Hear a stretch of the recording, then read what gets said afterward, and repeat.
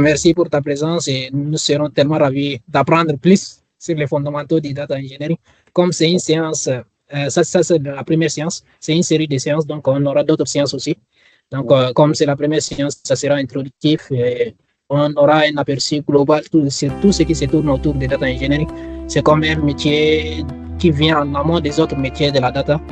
Donc, ça nous permettra d'avoir un aperçu après. Dans les autres séances à venir, on entrera beaucoup plus dans les cas pratiques pour pouvoir prendre un cas d'application concrète et puis pouvoir proposer une solution dessus. Donc, je te laisse la parole et tu te présentes brièvement et après tu enchaînes avec la séance. Merci. Merci à toi, Abdelaziz. Merci pour ton initiative de créer en fait la communauté déjà d'IA. Et merci de m'avoir fait confiance pour présenter les fondamentaux du data engineering. Je vais faire de mon mieux pour être le plus simple possible parce que je sais que des fois, quand on est habitué à des termes techniques, on a tendance à ne pas expliquer facilement les choses. Donc là, je vais commencer à vous expliquer un peu. Déjà, bonjour à tout le monde ici présent. Aujourd'hui, le but de cette séance, c'est de vous introduire au métier du data engineering, du data engineer. Et c'est quoi la data engineer et quels sont les fondamentaux de ce métier. D'abord, qui suis-je? Je m'appelle Abdeslam Mohamed Younous. Je suis data engineer, ça fait aujourd'hui 5 ans, donc j'ai 5 ans d'expérience dans la data. Je suis arrivé à Toulouse, en France, en 2014. J'ai obtenu ma licence en administration économique et sociale. Et après, j'ai enchaîné avec un master MIAGE. Le master MIAGE, c'est le master méthode informatique appliquée à la gestion des entreprises. Et surtout, j'ai fait le parcours ICIAD, qui est ingénierie des systèmes d'information pour l'aide à la décision. Et je l'ai fait, heureusement, en deuxième année. J'ai eu la chance de faire ma deuxième année en alternance chez Soprasteria. Soprasteria, c'est une des entreprises de services numériques qui est partout dans le monde. C'est une entreprise française, mais qui est implantée partout dans le monde. C'est une grosse société. Donc, j'ai eu la chance d'être formé là-bas. Et après, j'ai signé un CDI derrière chez Capgemini, qui est encore une plus grande entreprise, plus grande société que Soprasteria, mais ça reste sur le même format. C'est une entreprise de services numériques qui propose des services numériques informatiques à d'autres entreprises, etc.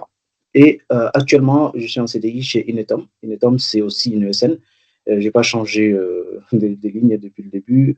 J'ai continué toujours à travailler chez les ESN, les entreprises de services numériques.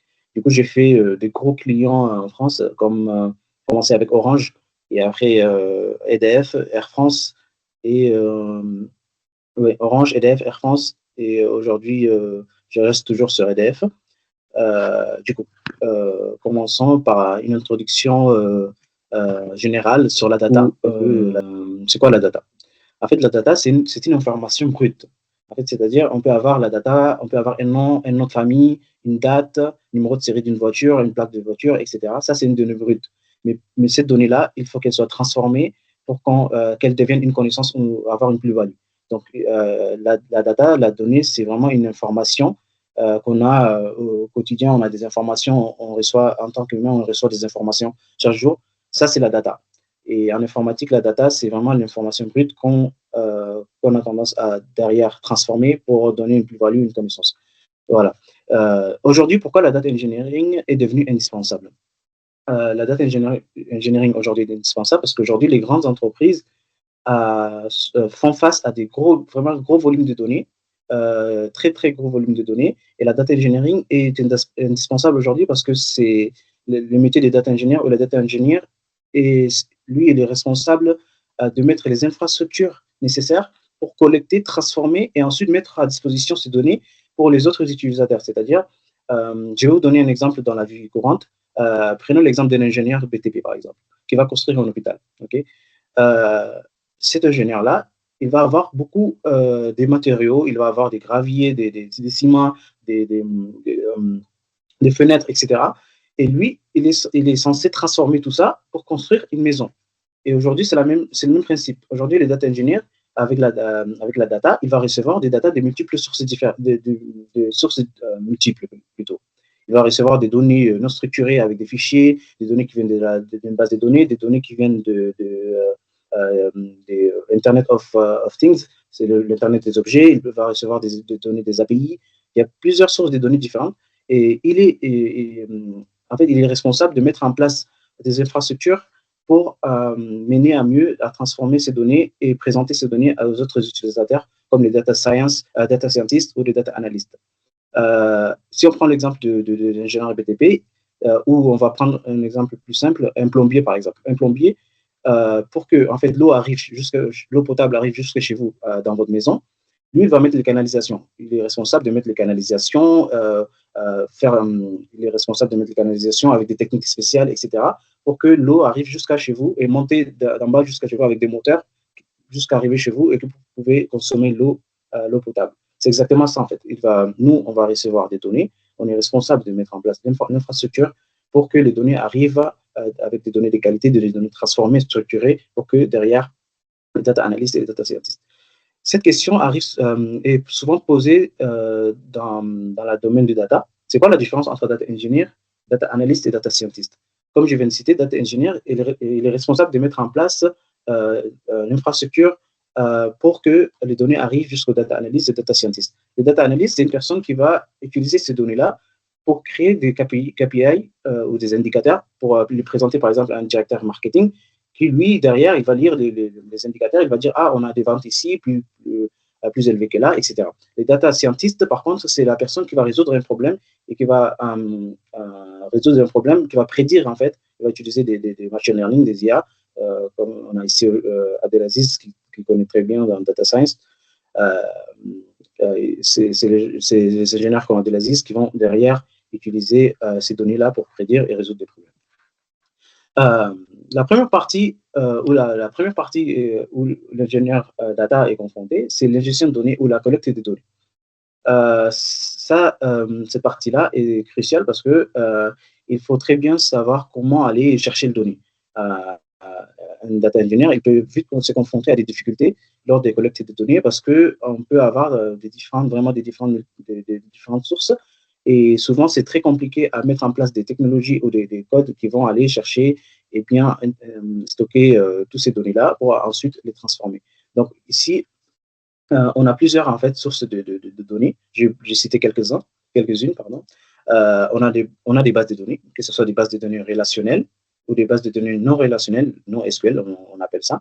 On a des fichiers, de divers fichiers. On a des fichiers ce sont des fichiers bruts, des fois qui viennent des applications, qui viennent des applications ou des saisies manuelles des personnes dans la société. On a des API qu'on appelle Application Programming Interface, où ça, c'est en fait, c'est des programmes qui sont mis pour mettre en communication deux objets ou deux entreprises qui peuvent se communiquer. Et ça, j'y reviendrai plus tard pour expliquer en détail ces parties-là. Et on a aussi les IoT, ce qu'on appelle Internet of Things ou Internet des objets. Pour les bases de données, on a plusieurs types de bases de données. On a base de données relationnelles. Quand je dis base de données relationnelles, ça veut dire que dans la base de données relationnelles, on stocke des données structurées, c'est-à-dire on stocke des données qui répondent à des structures strictes, c'est-à-dire on a une base comme un tableau qui a des colonnes, des types bien précis pour chaque colonne. C'est des données structurées, des données connues, des données qui répondent à des exigences strictes. Contrairement à des bases de données non SQL, c'est des bases de données où on peut tout stocker. On peut stocker des données non structurées, comme des documents, on peut stocker même des vidéos, on peut stocker plein de choses dans des bases de données non SQL. On peut même stocker en fait ce qu'on appelle clé valeur. Des fois, on n'a pas une structure bien précise, mais on peut stocker des données qui ont juste un clé et une valeur en fait, derrière. Donc, ça, c'est les deux types de bases de données. On a plusieurs méthodes d'extraction. On a des requêtes SQL directes. En fait, pour extraire les données de ces bases, on peut directement aller faire des requêtes SQL d'une base source, faire des requêtes SQL, extraire ces données-là sous format .SQL ou aussi des fichiers comme ici CSV JSON. Dans cette partie-là, en fait, c'est ce qu'on appelle le dump de base. Le dump, c'est quoi le dump? Le dump, c'est-à-dire on a une base de données, par exemple, durant une base de données vente, par exemple, la base de données de vente d'Amazon, d'une entreprise comme Amazon, e-commerce, et on veut faire un dump. On fait le dump, en fait, il va faire l'export de toute la base avec des fichiers CSV ou des fichiers JSON. Et quand on utilise après, derrière, on utilise ces fichiers-là pour pour transformer les données, pour plutôt derrière les transformer et les utiliser derrière dans les stockages, dans les data warehouse, dans des data lakes. On a aussi la connexion via des API ou des connecteurs ETL. Les connecteurs ETL, je reviendrai sur l'ETL plus tard, ou des connexions via API. Tout ça, les API aussi, on peut se connecter avec des API sur des bases de données externes à l'entreprise ou à la société. On a aussi différents types de fichiers. Quand on parle de fichiers, on parle de fichiers bruts. On a des fichiers comme CSV, des fichiers JSON, des fichiers XML, des fichiers parquets. Pour les parquets, c'est plutôt dans la big data. Quand on parle de parquets, c'est des fichiers un peu distribués avec des partitions. Ils sont partitionnés différemment. Et ça, c'est des formats parquets qui sont plus utilisés dans la big data. Une source de ces fichiers, on peut faire, comme je viens de citer, des dumps des bases de données. On peut avoir aussi des exports des applications comme les CRM. Aujourd'hui, beaucoup d'entreprises utilisent les CRM. Et du coup, en utilisant les CRM, on peut extraire les données des saisies de nos employés. Et on peut extraire ces données-là via des fichiers JSON ou des CSV. Et aussi, on peut aussi extraire les données avec des capteurs IoT. Des capteurs IoT, c'est des capteurs, en fait, des objets connectés, comme la montre connectée, les voitures électriques, etc. Tout ça, c'est des capteurs IoT. Et derrière, en fait, les capteurs IoT, derrière, on utilise des technologies comme Kafka qui vont générer un fichier JSON qui contient les données là. Et après, on peut les transformer à la suite. Pour les API. C'est quoi une API? Une API est une interface qui va permettre, comme je viens de citer, qui va permettre, en fait, une application à une autre sans vraiment rentrer dans la complexité, sans vraiment rentrer dans la complexité, sans vraiment rentrer dans le détail de l'autre organisation. Je vais vous donner un exemple. Quand vous allez acheter, par exemple, du jus vraiment dans le supermarché, etc., ou dans un magasin qui vend que du jus, par exemple, spécialisé dans le jus, vous payez de l'argent pour avoir le jus déjà packagé, déjà pressé, etc. Mais les fabricants du jus là, c'est lui qui s'occupe des collectes de fruits, c'est lui qui s'occupe de la pression, etc., du packaging. Et après, derrière, il vous vend le jus avec un contrepartie financier, avec un contrepartie. Ici, c'est le même principe. Si je prends un exemple de Uber Eats, par exemple, quand vous commandez sur Uber Eats ou Uber Drive, commandez une voiture, etc., là, en fait, l'application Uber utilise une API de Google Maps. C'est-à-dire, quand vous commandez une course, comment Uber arrive à vous localiser? C'est-à-dire, Uber, il utilise l'API de Google Maps en envoyant une requête et Google Maps répond à cette requête-là avec votre donnée de géolocalisation qui va vous permettre de vous localiser, ainsi de suite. Et chaque entreprise, et c'est comme ça Google Maps, Google font de l'argent avec des API. Il y a plein d'entreprises qui font ça. Il y a aussi des API qui sont open source, comme des API du gouvernement.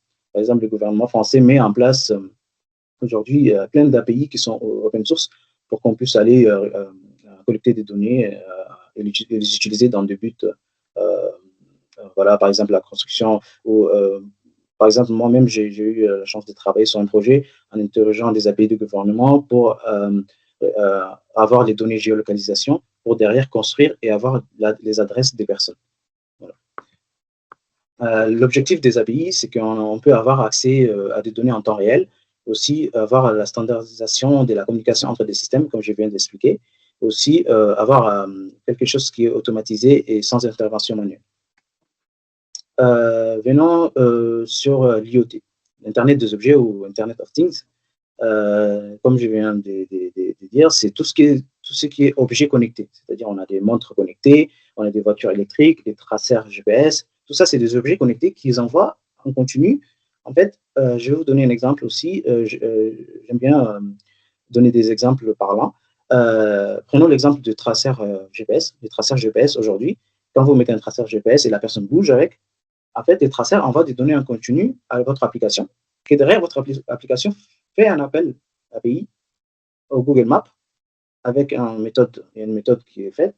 Il va envoyer les données qui a été récoltées par l'IoT, l'objet connecté, donc le traceur GPS, qui va faire un appel à l'API, qui est l'API de Google Maps, qui va renvoyer votre géolocalisation, donc l'endroit où vous êtes actuellement.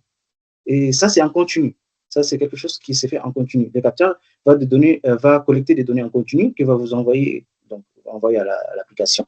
Et que derrière l'application, les data engineers, ils ont mis en place des traitements qui vont directement appeler les API et derrière récolter votre géolocalisation, les données de géolocalisation.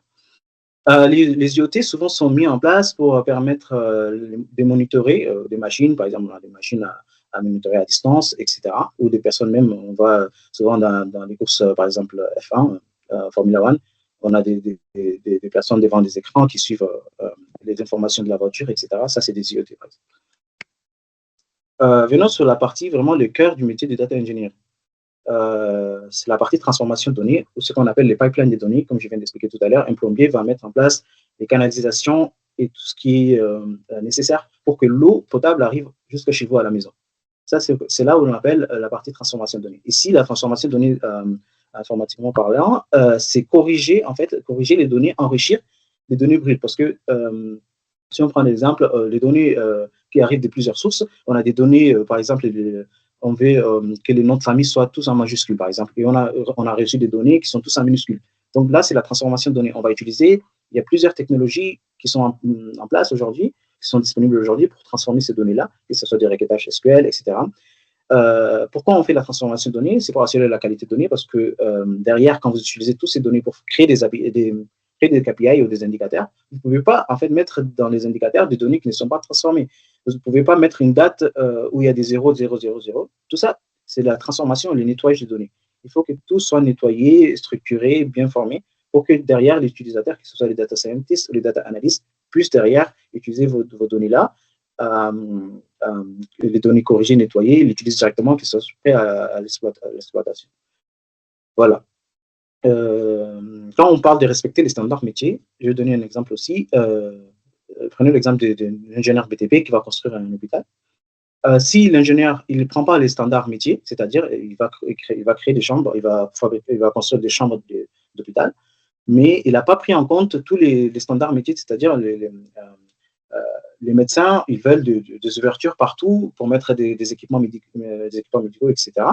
Mais si nous, les data engineers, on ne prend pas en compte tous ces standards métiers, derrière, ça ne sert à rien de mettre en fait, les traitements deviennent obsolètes parce qu'ils ne répondent pas au règlement métier, au réglementaire. Quand on dit réglementaire, on peut prendre l'exemple de RGPD en France.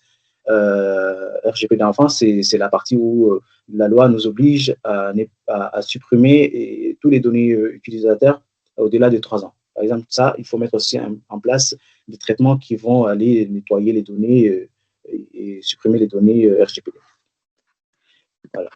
Donc là, on a un schéma qui montre un peu le pipeline. C'est quoi le pipeline des données? Ici, on a des data sources. On a la partie data source, c'est là où la collecte des données. On a aussi la partie, quand on dit batch et streaming, batch, c'est des données en lot. C'est-à-dire, on peut avoir des données par fichier, par une dizaine de fichiers ou des données qui arrivent quotidiennement, etc. Et streaming data, c'est des données en temps réel. Comme je viens d'expliquer, les IoT, c'est des données en temps réel. On a par exemple Twitter. Twitter utilise Kafka, par exemple. Twitter utilise Kafka, la technologie qui va envoyer des données en temps réel, des messages en temps réel, pour que derrière, nous, on puisse l'utiliser, transformer et l'afficher à l'utilisateur de Twitter, par exemple. Voilà. Et la partie ingestion, c'est la partie transformation. Là, c'est la partie, c'est la partie collecte. La partie collecte, c'est la partie ingestion, data ingestion. Et il y a la partie processing, c'est la partie nettoyage, transformation des données pour qu'elles deviennent exploitables. Et derrière, il y a la partie stockage. La partie stockage, on a des data warehouses. Les data warehouses, c'est tout ce qui est entrepôt de données. C'est vraiment les termes entrepôt des données, on stocke les données là-bas. Et il y a les data lakes aussi, le lac des données. On reviendra plus tard sur ça. Et aussi derrière, à la fin, c'est là où interviennent les data analystes et les data scientists. Quelles sont les technologies utilisées pour transformer les données ou dans la transformation de données? On a plusieurs technologies, mais là, j'ai cité quelques-unes. Là, on a SQL avec des requêtes SQL. On a Python, Pandas avec la librairie Pandas. La librairie Pandas, c'est une librairie spécialisée dans la transformation de données ou le traitement de données. On a Apache Spark. Apache Spark, c'est vraiment spécialisé dans la big data ou les transformations à grande échelle. C'est des traitements distribués pour faciliter les traitements des données plus rapidement. On a aussi les ETL. c'est des extracts transform et load, c'est-à-dire extraire, charger, transformer et charger. On reviendra sur ça. Pour les SQL, l'SQL, en fait, c'est une compétence, en fait, c'est une compétence commune pour tous les métiers du data. C'est-à-dire, les data analystes, ils doivent forcément connaître SQL. Les data scientists, forcément, ils doivent connaître SQL. Et bien sûr, les data engineers. Aujourd'hui, avec SQL, on peut nettoyer les données. C'est-à-dire, on peut faire des updates en changeant les noms du client, en changeant sa date de naissance, etc., etc.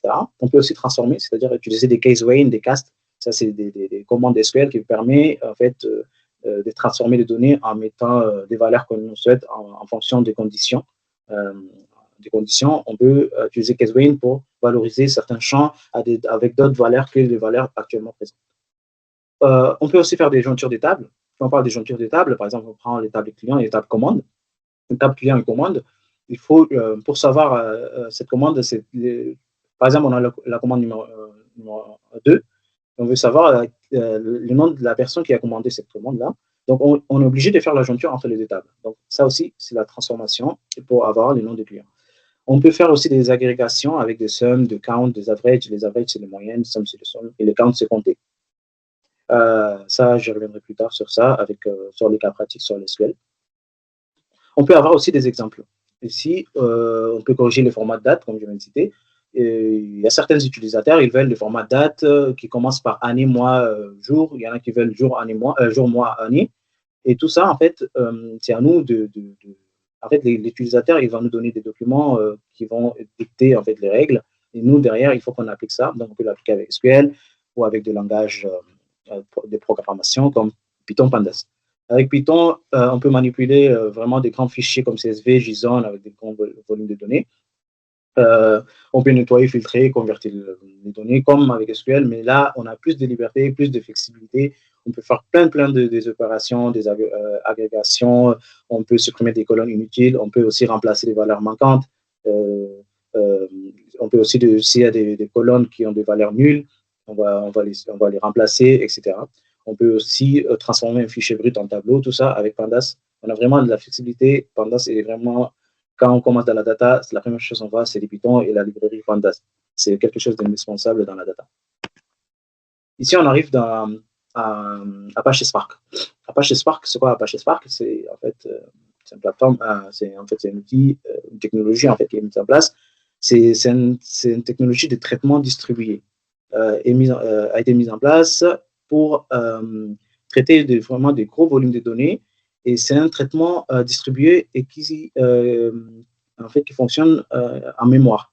C'est-à-dire, on ne stocke plus les données sur disque pour les traiter, mais en mémoire pour faciliter et aller plus rapidement avec le traitement des gros volumes de données. Je vais vous donner un exemple très simple avec Spark. Prenons l'exemple d'une maîtresse dans une classe d'école qui va demander à un seul élève, elle va lui donner un gros sac d'argent, des pièces d'argent, et qui va lui demander de compter cet argent-là. C'est vraiment un gros sac d'argent, on va décompter cet argent-là. Le temps que l'élève va prendre pour compter tout cet argent, on peut dire peut-être 2 heures du temps.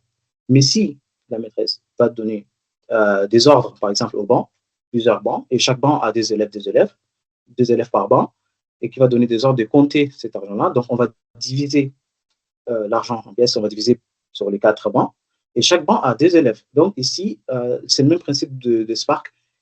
Ça va en fait accélérer. Donc, au lieu de prendre 2 heures de comptage, on va juste réduire tout cela en 10 minutes. C'est le même principe de Spark. Aujourd'hui, on a le Spark Context, qui est la maîtresse, et on a des clusters, qui sont les bancs, et on a des nœuds.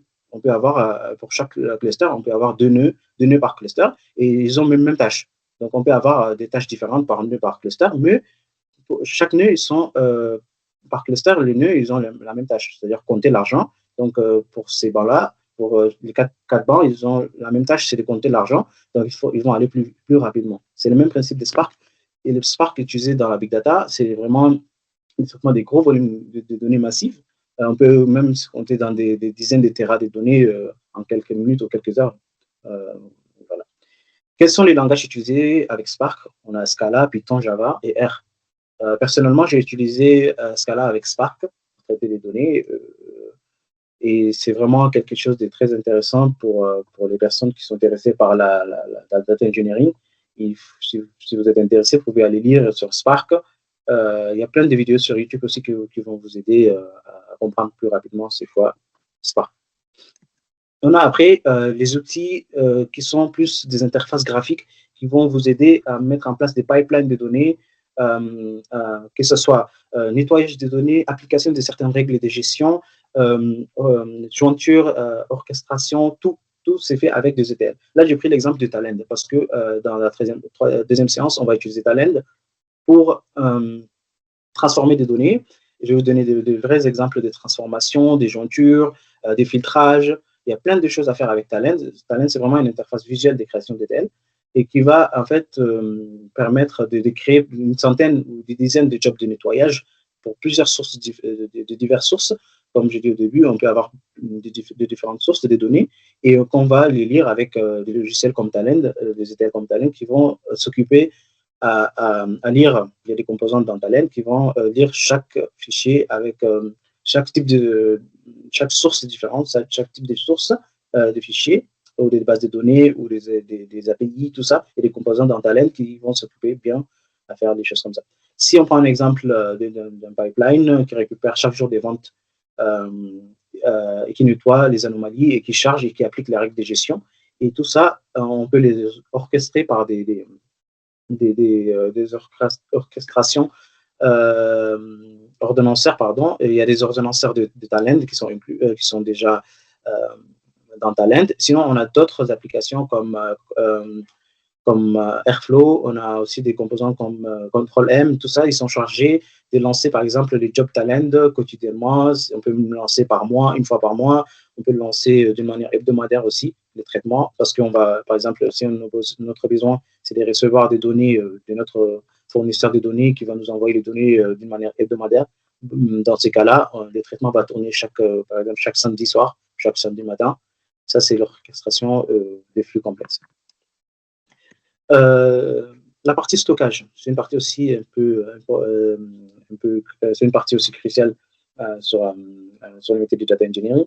C'est-à-dire, en fait, en fonction des besoins de l'utilisateur, il faut qu'on choisisse bien l'outil de stockage.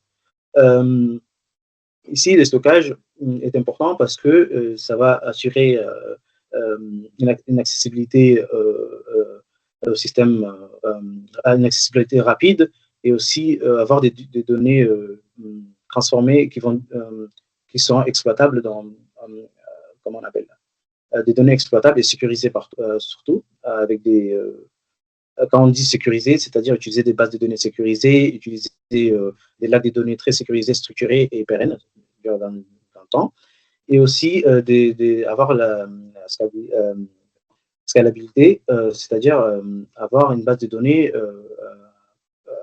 qui a des espaces qu'on peut ajouter des données, ainsi de suite, chaque jour ou chaque mois, on peut ajouter des données dans ces outils de stockage. Si on prend plusieurs types de stockage dans la data engineering, on revient toujours sur la base des données relationnelles, ce qui est souvent utilisé. Aussi la base de données NoSQL, on a tout ce qui est data warehouse. Surtout les data warehouse, les entrepôts de données sont souvent utilisés par les data analystes. Parce que dans les data warehouse, on a des données structurées. Quand on nettoie les données, on transforme les données. On va mettre ces données-là dans des data warehouse. Si on prend l'exemple d'un directeur marketing, nous, les data analystes, parce que des fois, on a des directeurs, on a des personnes qui sont à l'aise dans SQL, qui sont à l'aise dans Power BI, par exemple. Il y a des gens qui ont fait de la formation Power BI, donc ils ont besoin d'accéder à des données déjà prêtes à être utilisées. Par exemple, dans Data Warehouse, on va avoir des données vraiment structurées, des données pour la vente, par exemple, qu'on va mettre dans ces Data Warehouse. On va avoir aussi des données marketing, plusieurs données, mais qui sont des données structurées, nettoyées, bien stockées pour que la personne derrière, les data analysts, puisse accéder facilement et avoir des données fiables pour faire ses KPIs. Tout ce qui est stockage local, ici on parle de fichiers CSV, de fichiers JSON, mais souvent dans ces métiers-là, on utilise des fichiers comme CSV pour envoyer des données à d'autres utilisateurs. Par exemple, les data scientists, ils vont souvent utiliser aussi les données CSV. On peut aussi parler de tout ce qui est données data lake, stockage data lake. C'est quoi une data lake? Data lake, c'est un lac de données. C'est en fait, c'est un espace de stockage où on va mettre toutes les données non structurées dedans. C'est-à-dire quoi? On va pouvoir mettre des données non structurées, des données peu transformées, des données transformées, et tout ça dans le but où derrière, on aura besoin peut-être à l'utiliser dans un futur proche, mais on ne sait pas vraiment quand. Donc, on peut mettre toutes ces données-là dans un data lake. OK. On arrive sur la partie valorisation des données. Ça c'est la partie où les data engineers passent la main aux autres utilisateurs. Donc là, imaginons notre ingénieur BTP a terminé l'hôpital, il a construit l'hôpital. Maintenant, il va passer la main aux autres utilisateurs, que ce soit des médecins, que ce soit des chercheurs, des laboratoires de biologie, etc. Donc, chacun a son fin d'utilisation. Chacun a un but pour utiliser en fait ces bâtiments-là ou des chambres, etc. Donc, c'est le même principe ici. Une fois les données stockées dans des warehouses, dans des data warehouses ou dans des data lakes ou dans des fichiers, derrière, on passe la main. Donc, la valorisation de données ici, c'est là où on va donner valeur à toutes les données travaillées, transformées. Ici, voilà, on va créer une connaissance, on va créer une plus-value avec la donnée pour aider à la prise de décision et par exemple, le directeur marketing, quand on va lui présenter un tableau de bord avec beaucoup des indicateurs des KPIs, il va pouvoir en fait rapidement savoir que là, ici, on a les mois passés, on a fait une vente, ces mois-ci, nos ventes ont augmenté de 10%, etc. Donc, ça va lui aider à prendre plus rapidement une décision. Et c'est ça aussi les métiers de tout ce qui est business intelligence, ce qu'on appelle un consultant business intelligence, c'est lui qui est responsable de faire tout ce travail-là.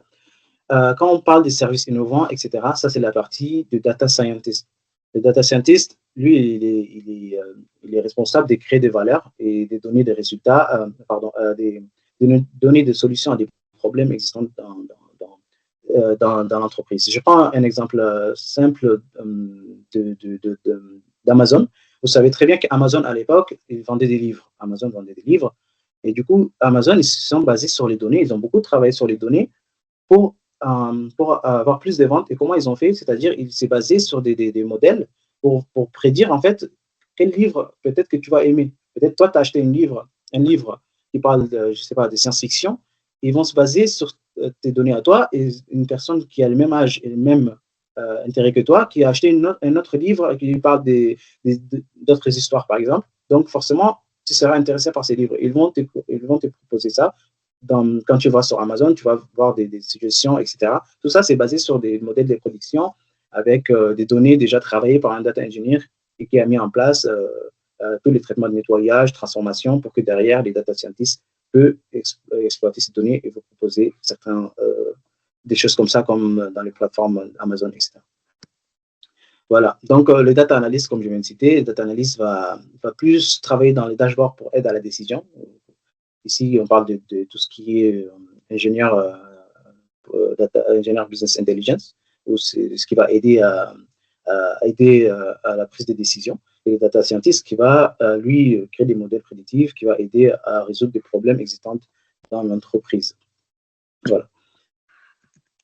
Donc voilà, en fait, un exemple de dashboard que le data analyst peut créer avec des PowerPoint, avec Excel, avec Power BI, avec aussi Tableau Software. Un data scientist, son travail, son rôle, c'est de faire du data mining, faire des algorithmes, plein de choses, des IA pour en fait résoudre des problèmes existants. Voilà. Pour conclure, on peut finir avec cette citation de Benjamin Ruejan. Benjamin Ruejan, c'est un jeune, c'est un fondateur d'une ESN, notre service numérique à Seattle. Il a dit Data engineering isn't about perfect data, it's about building the perfect environment for data to thrive. C'est-à-dire, la data engineer ne consiste pas vraiment à obtenir des données parfaites, mais plutôt à construire un environnement parfait pour que les données puissent prospérer dans le temps. Voilà. Donc, merci pour votre attention. Si vous avez des questions sur la présentation avant qu'on bascule sur la partie pratique, le cas pratique, je vous écoute, je suis là.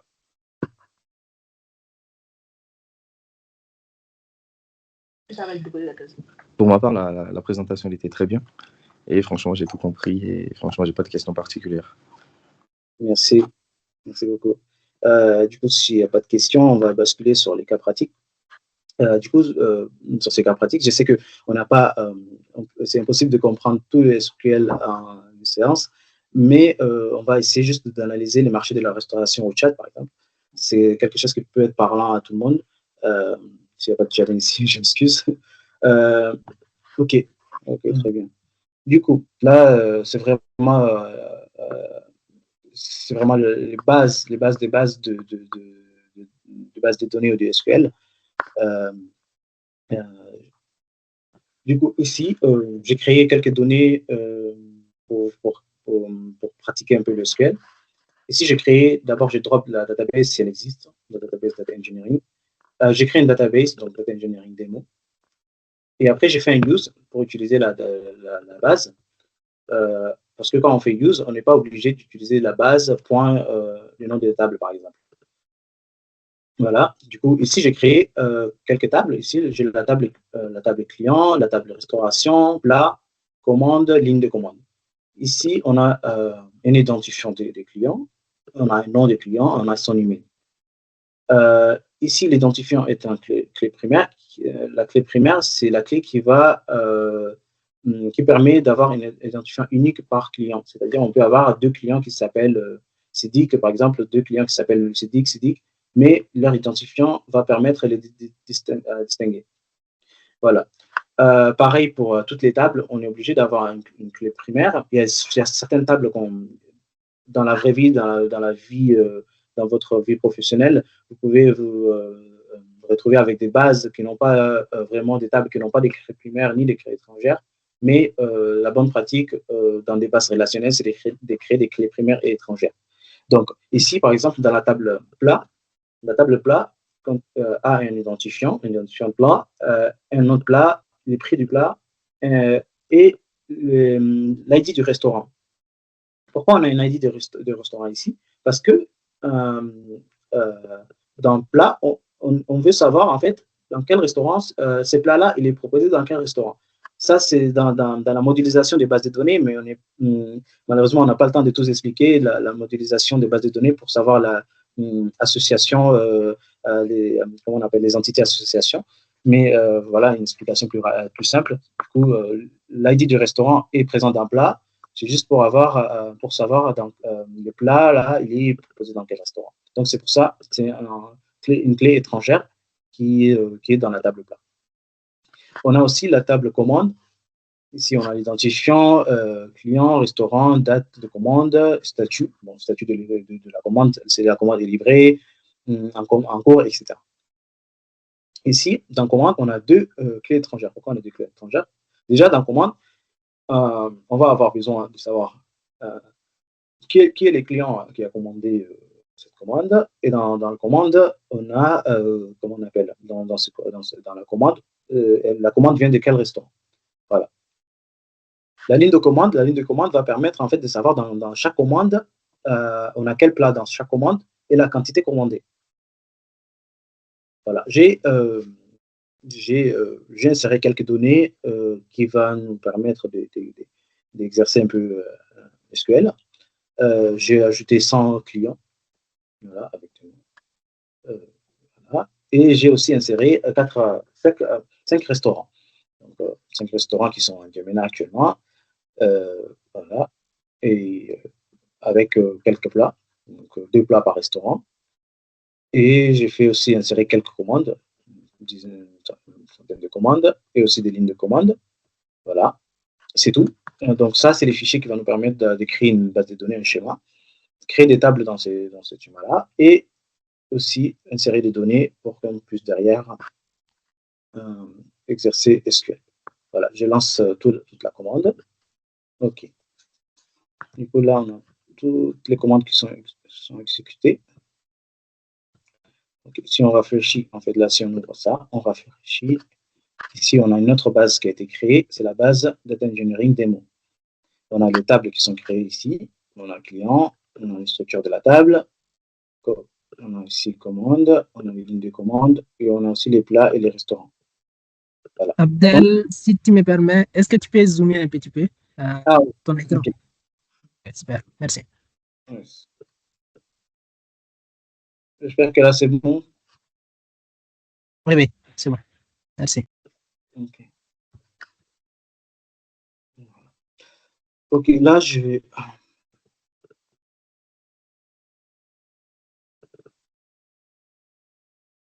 Là, j'ai quelques questions que j'ai préparées pour qu'on puisse exercer.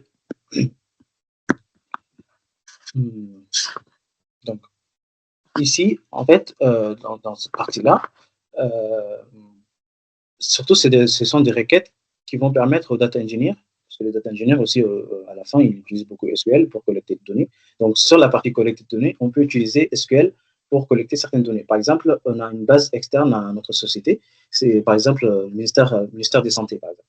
Nous, on a besoin de données du ministère des Santé pour prédire des choses dans notre entreprise, pour faire des indicateurs un peu sur la partie santé dans notre entreprise. Donc, on a besoin de données de santé du ministère des Santé. Le ministère des Santé, ils nous ont donné accès à leur base de données.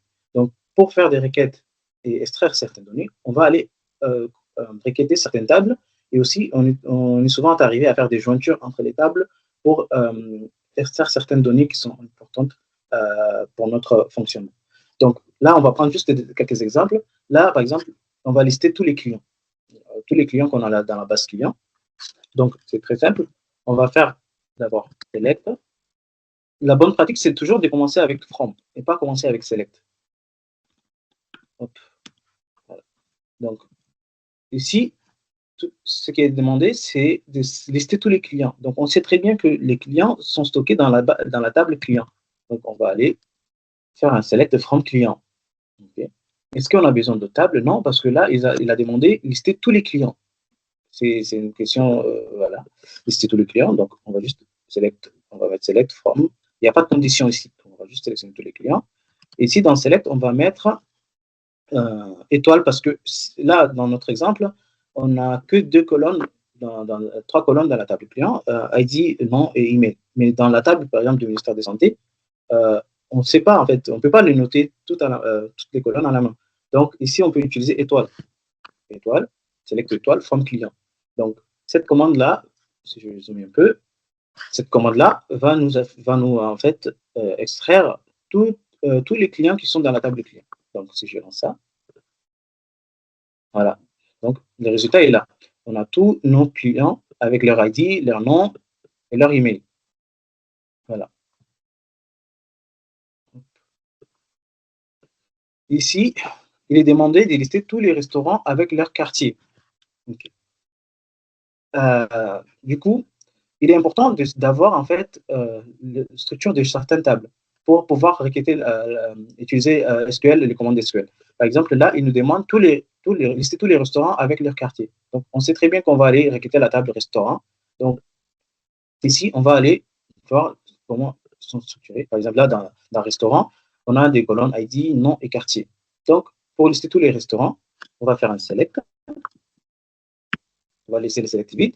On va venir dans From. Ici, on va lire bien la question. Lister tous les restaurants avec leurs clients. Donc ici, on n'a besoin que de restaurants parce qu'il n'a pas demandé d'autres informations qui viennent d'autres tables. Donc ici, dans le From, on va mettre From restaurant. Okay. Est-ce qu'il y a des conditions? Il a juste listé tous les restaurants avec leurs clients. Donc, avec leur quartier, pardon. Donc, c'est-à-dire il a besoin qu'on affiche quartier. Donc, ici, on revient dans Select. On sait très bien qu'il veut tous les restaurants, mais il veut aussi afficher leur quartier.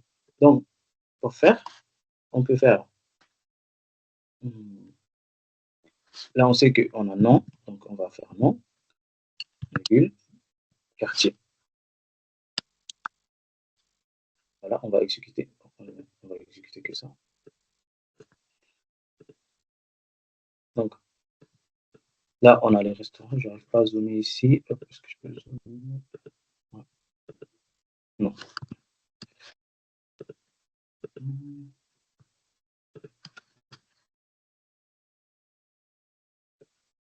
Ok, là, on a par exemple le restaurant Arissa qui est dans la rue de 40 mètres, Capability qui est à Mérigébé, Amandine qui est à Béguinage, Travaux qui est à Varcha, les listes d'Afrique mursal. Là, c'est les listes de restaurants et leurs quartiers.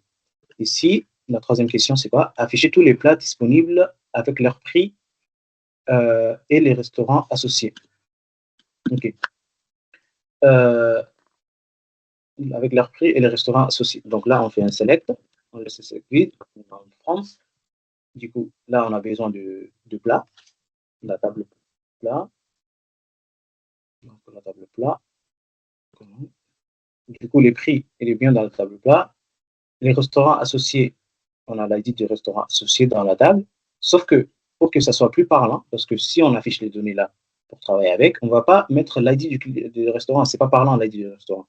On ne peut pas dire les plats à checker poisson et dans les restaurants 1. Le restaurant 1, ce n'est pas parlant. Donc, pour faire, il faut aller chercher le nom du restaurant dans la table restaurant. Parce qu'ici, on n'a pas le nom du restaurant. On a que l'ID qui va nous permettre de jointer les deux tables ensemble pour aller chercher plus d'informations sur les restaurants. Là, et on peut, avec le requête SQL, on peut mettre un espace, par exemple P, qui va être un alias, qui va nous permettre d'utiliser le P à la place de plat quand on va faire utiliser les éléments de ces tables-là. Donc ici, est-ce qu'il y a des conditions? Afficher tous les plats disponibles avec leur prix et restaurant. Donc là, ici, on n'a pas de conditions, mais on a une condition de jointure, c'est-à-dire on a plat et restaurant. On ne peut pas directement mettre comme ça, il y aura toujours une erreur. Il faut mettre un where. Il y a plusieurs manières de faire une jointure, mais on va commencer aujourd'hui par la manière la plus simple. Là, on va faire le P qui fait référence à la table plat. On va faire P par restaurant ID. Voilà, c'est ce restaurant-là. Égal. Donc, en fait, ici, on s'assure très bien que les plats qui seront affichés seront les restaurants qui seront affichés avec les plats. On est sûr que c'est les mêmes, en fait, sur la même ligne. On aura les plats qui est vraiment associé à ces restaurants-là. C'est ça la jointure. La jointure sert à s'assurer qu'ils sont liés. Donc là, restaurant ID. Okay. Et là, à la fin, quand on finit tout ça, c'est là où on revient au select. Ça, c'est la bonne pratique. On revient au select. Là, dans le select, il veut afficher quoi? Il va afficher tous les plats. Donc, tous les plats, on peut, pour que ce soit parlant, on va mettre P pour un nom. On va afficher le nom du plat. On peut mettre, pour que ce soit parlant aussi, pour ne pas afficher nom comme ça, on peut mettre as nom plat, par exemple. OK. Et après, avec leur prix et les restaurants associés. Donc là, on a fait la jointure avec la table restaurant. Donc, on a fait la jointure avec la table restaurant. On peut mettre directement les noms du restaurant. Donc, as nom restaurant. Et prix. Le prix, il vient de la table plat. Donc, prix. Prix plat. Okay. Si on exécute ça, il va nous afficher en fait les noms du plat, le restaurant associé et les prix du plat. Ok, on a une erreur. Non-restaurant, ok. Ah, ok, je comprends pourquoi. Ça ne s'appelle pas restaurant ID, mais ça s'appelle ID. Okay. Ok. Du coup, là, on a le nom des plats par restaurant et les prix associés. Donc, on a, voilà, ça, c'est à tel prix, etc., etc. Voilà. Là, c'est des requêtes simples. On peut aller un peu plus rapidement.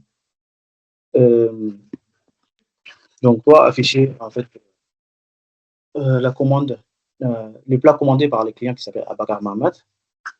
Donc là, on va faire un select, on va laisser vide, on va faire un from. Ici, on a besoin quoi? Les plats commandés par les clients, comment on appelle? Par les clients Abakar Mahamat. Donc, ici, pour avoir les plats commandés, donc on va passer par la table commande, par la table client, pour faire la condition sur le nom. Aussi, la table ligne de commande,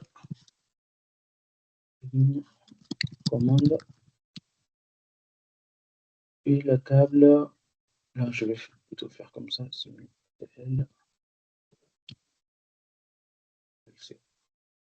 Et plat, pour avoir le nom du plat. Il y a une règle dans SQL, dans la base de données. Là, par exemple, on a 1, 2, 3, 4 tables.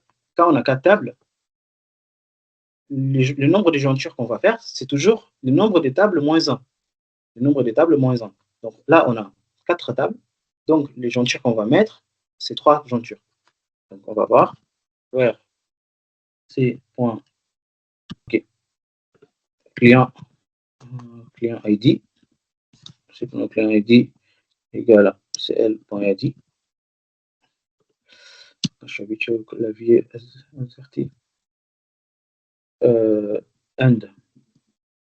Parce qu'après le where, il faut mettre des end. Le where, il est utilisé qu'une seule fois. Donc, voilà, c.client égale à client.id. Donc là, on a lié la table commande avec la table client. On a lié la table client avec la table commande pour avoir les commandes qui sont liées au client.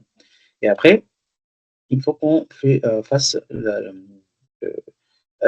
les liens entre la table commande et les lignes de commande. Parce que dans la table commande, on n'a pas l'ID du plat. Dans la table commande, on n'a pas l'ID du plat, mais par contre, on a l'ID du plat dans la ligne commande.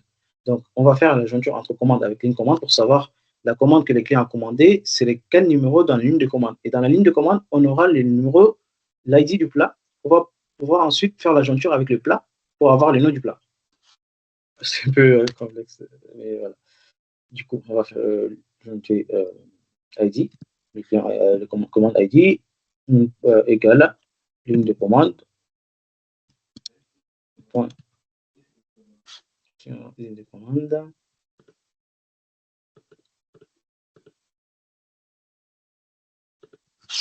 Commande ID. End. Ligne de commande.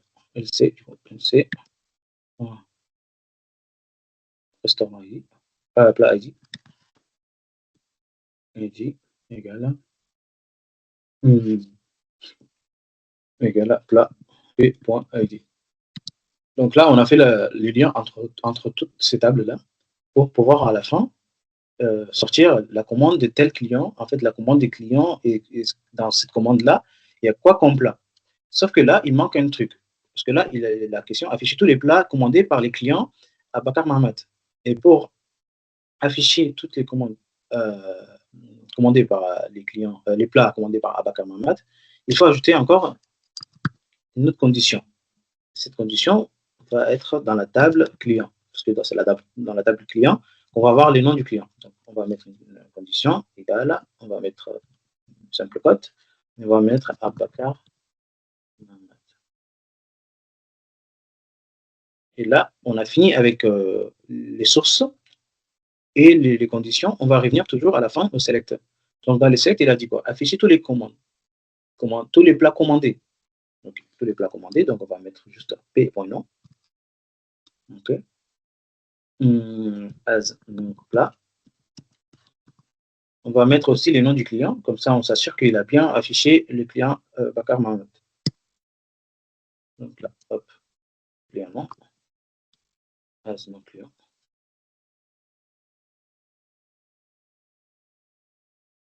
Bien. Voilà. On va exécuter cette commande, cette requête. OK. Hop. Pourquoi il n'y a pas de résultat? Qu'est-ce qu'il affiche? Non. OK. Client select non commande. Client ID.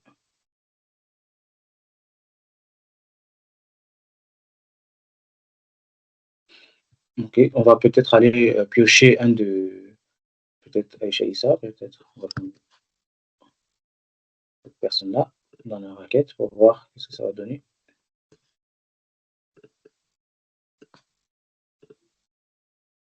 OK. En fait, c'est juste la personne que hier, je l'avais mis avec des commandes, mais là. Du coup, ici, Aïssa a commandé, elle a commandé que le shawarma, par exemple. Ça, il n'y a pas assez d'informations, mais voilà. Donc, c'est avec là, le temps nous prend. Je vais un peu accélérer à sauter quelques requête, faire peut-être une requête avec les plats les plus commandés, par exemple. Faire dans les from, on va faire quoi? Dans les from, on va faire from, donc client, okay, c'est elle. Dans commande, okay. Okay, on va adjointer les deux tables. C'est l.id égale c.id.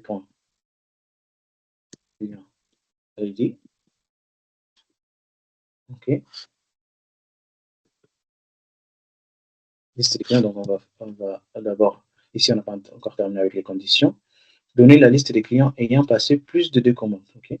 Donc, pour y faire, en fait, pour calculer le nombre de commandes, il faut faire un count pour compter le nombre de commandes. OK. Donc, on va faire un count.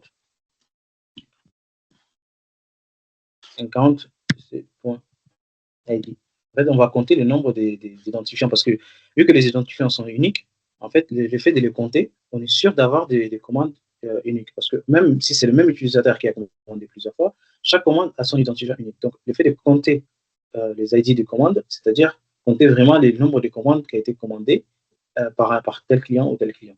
Donc là, on va faire un count de l'ID as quantité commandée, as nombre de commandes. Et après, on va afficher une liste des clients. Donc, on va mettre leur nom et leur prénom, par exemple. Non, pas prénom. On va mettre leur mail. Email. Okay. Après, là, on peut dire que c'est suffisant. Mais sauf que, en fait, la requête SQL, quand il va compter, quand tu le mets comme ça, juste compter comme ça, quand tu le mets une opération d'agrégation avec des counts, des sommes, des averages, ou la moyenne, je veux dire, il va pas, il va te mettre une erreur parce que avec les fonctions des agrégations, il faut mettre un group by. C'est quoi un group by? C'est-à-dire il va regrouper. Là, tu vas lui dire dans la table client et commande, prends-moi, compte-moi les commandes qui sont dans la table. Si tu ne mets pas un group by, ça ne sert à rien parce que comme si tu comptais les nombres des lignes dans la table. Sauf que quand tu vas mettre un group by, par exemple, on va mettre un group by par client, il va prendre les clients numéro 1, ok, et il va grouper toutes ces commandes, il va compter ces commandes qui sont groupées. Et, par exemple, les clients Ahmad Abakar, il va regrouper toutes ces commandes d'Ahmad Abakar dans la table commande qui sont liées à Ahmad Abakar, et il va compter, en fait, combien de commandes il a commandé, ok, etc. Il va finir avec lui, il va aller sur l'autre ID, donc l'autre ID du client, donc client Aïcha, etc., etc., et ainsi de suite. Donc, à la fin, en fait, là, on va afficher le nom. Ici, on va afficher le nom et l'email du client et son nombre de commandes. OK? On va afficher son nombre de commandes. Donc, ici, si je ne me trompe pas, ouais, voilà, c'est ça. Le nombre de commandes. Et ici, on va ajouter un group by. Group by. C'est le client par ID. Il y a une règle aussi dans SQL. Tout ce qui est dans les selects, à part la fonction d'agrégation, tout ce qui existe, tout ce qui est dans le select doit absolument, obligatoirement être dans le groupe by. Malgré qu'on a mis l'ID ici, il faut forcément mettre les noms et l'email dans le groupe by, en fait. Ça, c'est une règle dans SQL. Sinon, ça va pas marcher. Voilà.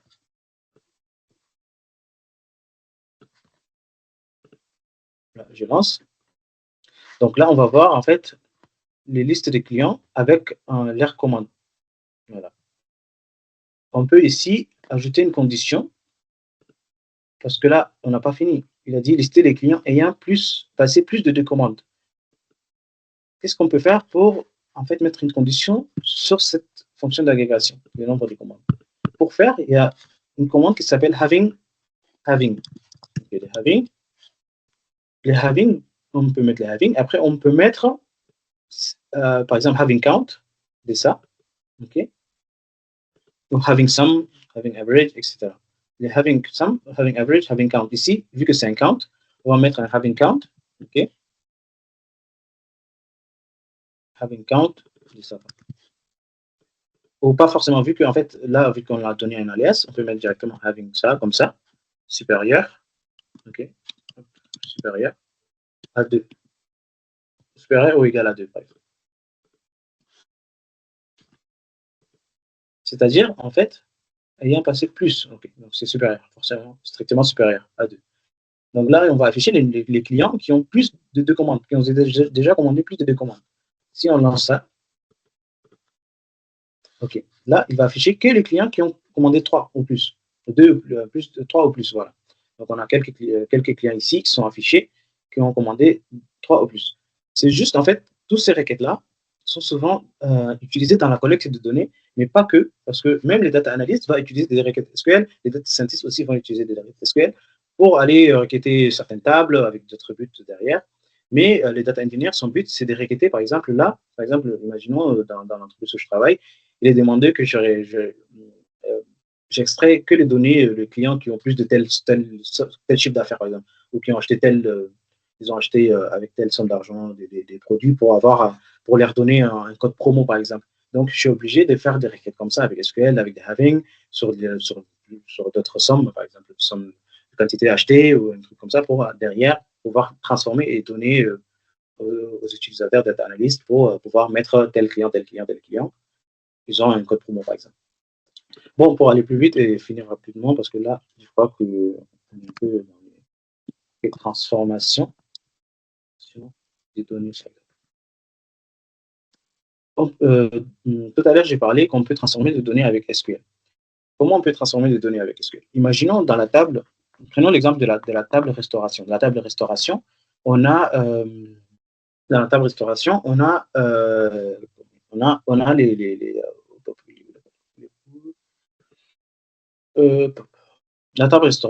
ID, nom et quartier. Okay, mais on n'a pas les types de restauration. Okay. Imaginons que moi, j'ai besoin d'avoir les types de restauration et du coup, l'utilisateur m'a donné un catalogue, un fichier de règles qui vont dicter, en fait, si dans les noms des restaurants, on a, par exemple, le bubble, donc les types de restauration, c'est café, bubble tea. C'est une règle que les clients donnent souvent. Si les restaurants des trucs d'Afrique, il y a un nom Afrique, donc on va mettre plat traditionnel africain comme type. Donc, tout ça pour extraire les données avec cette transformation, on peut utiliser en fait les case when. Comment utiliser les case when? Par exemple, ici, on va faire un select, on va laisser vide, from, ok, on va mettre from restaurant. Ok. Qu'est-ce qu'on veut du truc? On va mettre nom, ID peut-être, ID, nom, quartier. Et après, ici, on descend, on va mettre un case when. Okay. Comment marche le case when? En fait, le case when, c'est comme si on fait des conditions. Si ça, bah, mais ça. Si c'est rouge, bah, si c'est rose, c'est une fille. Si c'est bleu, c'est un mec. C'est des conditions comme ça. Donc ici, c'est exactement un peu le même principe. Là, on a pris l'ID. Donc, on va faire un case. Okay. On va mettre un when. Okay. Un case when.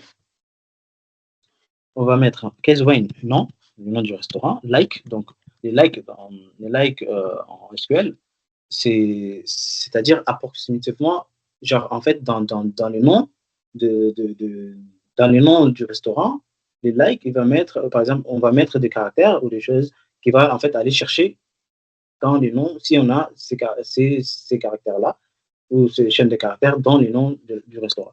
Si ici, par exemple, je mets, ok, si je mets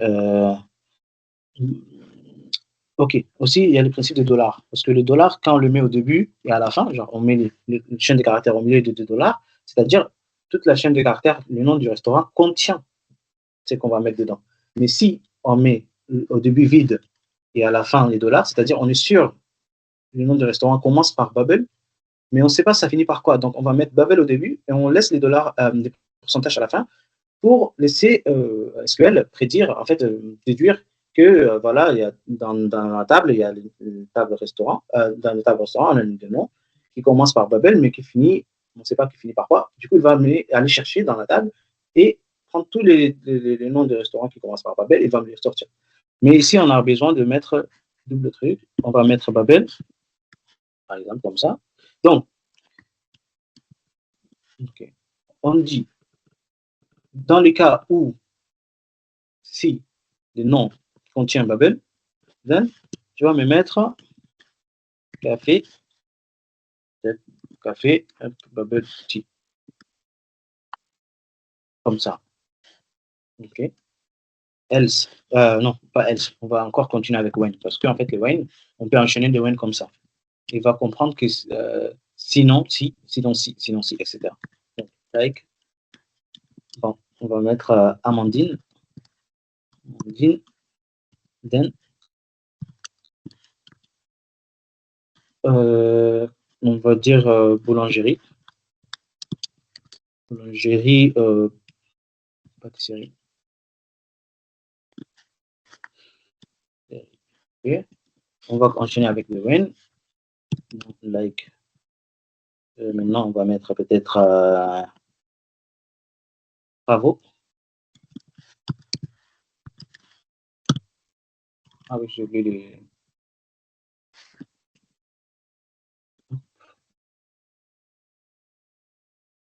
OK. Then, on va mettre restaurant traditionnel. OK. Else. OK. C'est-à-dire, on va lui dire Wayne. Si le nom est Bubble, tu mets café Bubble Tea. Sinon, tu mets ça, etc. Et à la fin, en fait, on met end. Et quand on met le end, c'est là où on définit, en fait, les champs qu'on va sortir. C'est-à-dire, en fait, là, vous savez, quand on fait les select, on a les noms, email, etc. Mais quand on fait les case when ici, on est en train de créer un nouveau champ dans l'affichage. C'est-à-dire, dans le select, dans l'affichage, on va avoir dans le end as, c'est là où on va mettre type restaurant, par exemple. OK. Là, il va nous sortir, en fait, c'est là où la transformation de données. En fait, c'est-à-dire, dans notre table de base, on n'a pas les types de restaurants. Mais, par exemple, le responsable des ventes m'a demandé, Salam, nous, on a dans la table restaurant, on a tous les restaurants du Tchad, mais on ne sait pas leur type. Parce que moi, je vais afficher dans mes graphiques, dans mes KPIs, dans mes indicateurs, quels sont les types de restaurants qui sont existants au Tchad. Et ça, c'est pour savoir, elle m'a donné une liste avec, en fait, liste de transcodage. C'est-à-dire, voilà, si on a Babel, bah, tu mets café Babel Tea. Si on a Amandine, tu mets boulangerie. Si on a travaux, tu mets ça. Et elle a la liste des restaurants au Tchad et elle connaît, elle, à peu près leur type. Donc, elle m'a dit, et moi, en tant que data engineer, transformer ces données, lui donner les données prêtes à être utilisées dans Power BI, dans Tableau Software. Moi, j'utilise des case weighing comme ça pour transformer les données. OK. Et à la fin, j'ai fait juste from restaurant. Okay. Et point virgule. Donc, si je lance ça comme ça, OK. Voilà. Par exemple, ma requête a fonctionné, c'est-à-dire dans Achersa, vu que je n'ai pas mis Achersa dans mes conditions, il est arrivé, il a sauté directement dans else parce qu'il n'a pas trouvé ici Achersa, donc il a mis nul, comme moi je lui ai indiqué. Je peux mettre aussi vide, mais moi je lui ai mis nul. Capability, bon, il a trouvé que dans le nom, vu que là ça commence par K-Bubble, il a trouvé juste Bubble dans le nom du restaurant, donc ça match. Il a mis café Bubble Tea. Amandine, il a trouvé, il a mis boulangerie pâtisserie, travaux, il a trouvé, voilà, il a mis restaurant traditionnel, les délices d'Afrique, il n'a pas trouvé. On peut ici mettre restaurant africain, par exemple, comme type de restaurant, mais voilà, vu qu'il n'a pas trouvé, il a mis nul.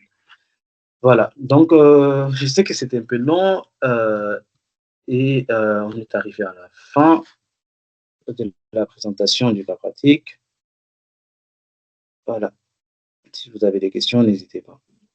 En fait, la présentation était très bien en termes de SQL ou de présentation de votre modèle. En tout cas, j'ai assez bien compris ce qui était présenté. Et j'avais juste une petite question que je m'étais notée. Ouais. Mais du coup, c'était plus par rapport aux tables que vous avez présentées. Ouais. Je me posais plus la question de savoir si il était possible pour vous plutôt de générer un genre de modèle un peu graphique qui puisse nous permettre de mieux comprendre un peu l'ensemble des jointures et des relations entre les tables.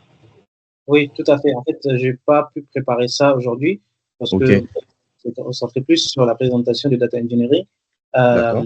Le temps, il n'y a pas assez de temps pour le préparer, mais sinon, pour la prochaine séance sur Talend, je vais bien Ok. préparer un modèle avec les entités associations qui va nous permettre de comprendre en fait les relations entre les tables et expliquer un peu c'est quoi l'entité relation et aussi des pratiques un peu plus parlantes sur le côté SQL et côté Talend. Oui, mais Ok, d'accord. merci d'avoir relevé ça parce que c'est vrai que ça nous parle peut-être nous, les gens qui sont dans la data, mais les personnes qui essayent de comprendre en fait l'SQL, c'est un peu plus direct. Oui, c'est ça. Mais après, oui, le modèle présenté, quand même, il était assez compréhensible. On a pu voir là l'ensemble des relations qu'il y avait entre les tables. C'était plutôt clair, avec un choix d'exemple plutôt bien parlant, en choisissant tout ce qui était client, commande, tout ça. Ça nous permettait en fait de vraiment mieux nous situer par rapport à ce qu'on veut faire. Et franchement, c'était assez clair. Et merci beaucoup, en tout cas, pour la présentation. Merci beaucoup, Siddiq. Oui, du coup, merci pour votre participation, pour tout le monde. Là, on a clôturé un peu l'introduction sur la data engineering. Dans les prochaines séances, on va présenter un peu l'ETL. C'est le cœur du métier, c'est la partie transformation. Et la séance d'après, on va plus rentrer dans un autre domaine du métier, c'est-à-dire la partie visualisation de données. Ça, c'est la 13e séance. On va travailler soit sur Tableau Software ou soit sur Power BI, mais plutôt Power BI, comme ça a été noté sur le mail et sur LinkedIn. En tout cas, on va revenir vers vous pour vous annoncer les dates et l'heure des prochaines séances. Merci pour votre participation et je vous dis à la prochaine. Bonne soirée. Au revoir.